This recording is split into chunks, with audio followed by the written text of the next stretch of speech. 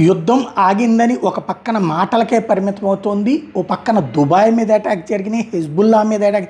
Dubai మీద ఇరాన్కి సంబంధించిన ఫ్రాక్సీలు చేశారా లేకపోతే ఇరానే చేసిందా తెలియదు. అదే సమయంలో సౌదీ అరేబియాకి సంబంధించినటువంటి పైప్ లైన్ దగ్గర ధ్వంసం జరిగింది. ఇంకో పక్కన లెబనాన్లో హిజ్బుల్లా మీద ఇజ్రాయెల్ దాడులు జరిగినాయి. తాజాగా ఇరాన్లో ఉన్నటువంటి లెవాన్ రిఫైనరీ మీదన పెద్ద ఎత్తున పేలుడు జరిగింది. బ్లాస్ట్ భారీ ఎత్తున కనబడింది. ఎవరు పేల్చారో తెలియదు, అది ఇజ్రాయెల్ క్లెయిమ్ చేయట్లేదు. ఎవరు పేల్చారో తెలియదు, ఎవరు పేలుస్తారు. ఇజ్రాయెల్ కాకపోతే పోనీ ఇంకా ఇజ్రాయెల్ మీద దాడులంటే హౌతీ వాళ్ళు చేశారు, హమాస్ వాళ్ళు చేశారు, హిజ్బుల్లా వాళ్ళు చేశారు, లేకపోతే ఇస్లామిక్ రెసిస్టెన్స్ ఫోర్స్ చేసింది, ఇస్లామిక్ జిహాదిస్ట్ ఫోర్స్ చేసింది అని చెప్పుకోవచ్చు, ఎందుకంటే ఇరాన్ ఫ్రాక్సీలు కాబట్టి. బట్ ఇజ్రాయెల్ అయితే అట్లా వేరే సంస్థలను పెట్టి ఇరాన్ మీద దాడి చేయట్లేదు కదా, తనే చేస్తుంది కదా.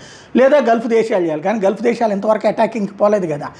ఇప్పుడు దాన్ని బట్టి ఏదో ఎక్స్ప్లోజన్ జరిగింది అన్నటువంటిది, లేదా మొసాద్ గనక ఇంతకుముందు కొమైనీ మీద లేకపోతే కనుక సులేమానా మీద సొంతోళ్లతో చేయించినట్టు ఏమన్నా చేయించింది అన్నది తెలియదు.